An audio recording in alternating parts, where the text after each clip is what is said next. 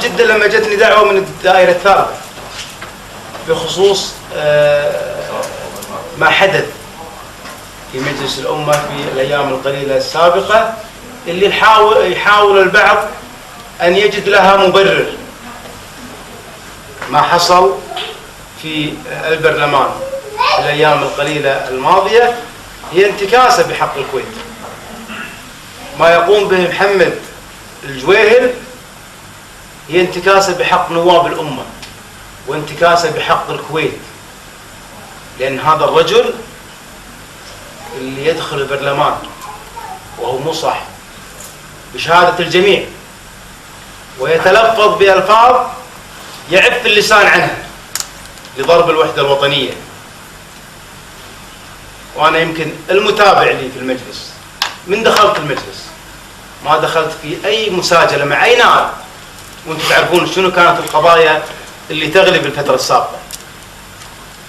ما دخلت في أي مساجلة مع أي نائب، ولكن هذا النائب اللي نجح بالخطأ، وهو أنا أعتقد وأجزم أن كل من صوت له تحسن، لأن هذا أساء لزملاء النواب، هذا أساء للكويت، هذا أساء للمؤسسة البرلمانية.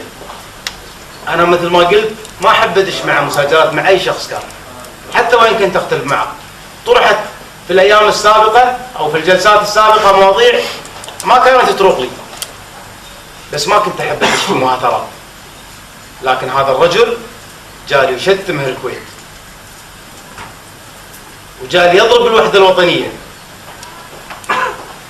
لذلك كان ينبغي أن نوقفه عند حده. هو يستغل أن لا تنزلون أنفسكم له، هذه العبارة نسمعها واجد، وهو معتمد على هذه العبارة أن لا تنزلون أنفسكم له فماخذ راحته. لا، إذا تعدى الخطوط الحمر ننزل مستواه ونأدبه ونرجع لمستوانا العالي. وما تلفظ به وما قام به بحق الزميل اللي نختلف فيما بيننا، ما اجتمعنا احنا لا أقلية ولا أغلبية، ما اجتمعنا إلا على حمد المطر، الكل بأغلبية المجلس على نزاهة هذا الرجل، على دماثة خلقه. ولكن كما قيل اتقي شر الحليم إذا غضب. هو اعتقد أن الدكتور حمد لأنه طبيعته هذه ولا يريد أن يكون عداوات مع أي نائب كان. يمكن الدكتور حمد هو الوحيد اللي يتمتع بعلاقات مميزة مع الكل، الأغلبية أو الأقلية، من دماثة أخلاقه وحسن تربيته. لكن هذا الناقص، هذا الساقط دماثه. واليوم صرح تصريح سخيف ينفي ما قام به أمام المجلس كله بشهادة حتى نواب الأقلية. لذلك أنا أتمنى أن تفتدي حملة من اليوم من ديوانية أخوي خالد الفهد، لأني أنا أجزم أن أخواننا في الدائرة الثالثة ما يقبلون هذا التصرف. هذا التصرف يصير الدائرة الثالثة ويصير الكويت. لذلك أنا أتمنى أن تنطلق حملة لمواجهة هذا الرجل. نحن في البرلمان راح نعالج موضوع محمد الجويهل بالطريقة المناسبة اللي احنا نشوفها مناسبة، لكن هذا الرجل يجب أن يقابل في الدواوين كذلك. هذا لا يمثل أهل الكويت. من 5 سنوات وأنا كنت أتمنى بعد ما نجح الناس تشوف تسوي فوكس على تصرفاته. ترى ما عندنا خلافات طائفية، وعمر الكويت ترى ما عنده خلافات طائفية ولا عندنا خلافات قبلية وعائلية. نعم هناك البعض القلة، ولكن لا تمثل السواد الأعظم. أنا ما بقول 90 جمع الكويتيين، لا، في حوادث كثيرة، بدليل أننا ما عمرنا سمعنا. وأنا أتحدى واحد يقول لي في 2 صارت هوشة بالمخبر بين شيعي وسني، أو بين حضري وبدوي، أو في مشكلة تطورت أساس المشكلة هذا الموضوع. ما عندنا ناس تقتات على هذا الموضوع من إعلام فاسد بالفترة السابقة الآن تقلص، من بعض الناس مرضى النفوس اللي سيدهم محمد الجويهل وعلى راس محمد الجويهل. لذلك أنا مطمئن أن الشعب الكويتي ما عندنا هالمشاكل، بدليل أن الكل انتفض بعد تصرفاته السيئة بحق البرلمان قبل أن تكون بحق الدكتور حمد المطر. اللي حاب أكد عليه أن احنا في جميع دوائر الكويت، في جميع مناطق الكويت ما عندنا أي مشاكل، وإن كانت فهي تمثل القلة ولا تمثل السواد الأعظم.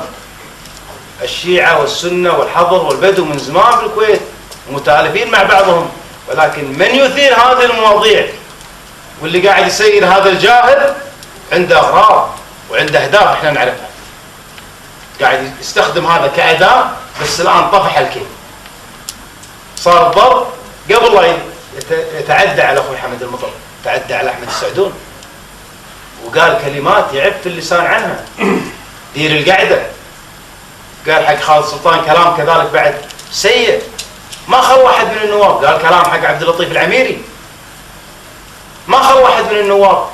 انتم تقبلون ان هذا التصرف يكون موجود في البرلمان لممثل الدائرة الثالثة؟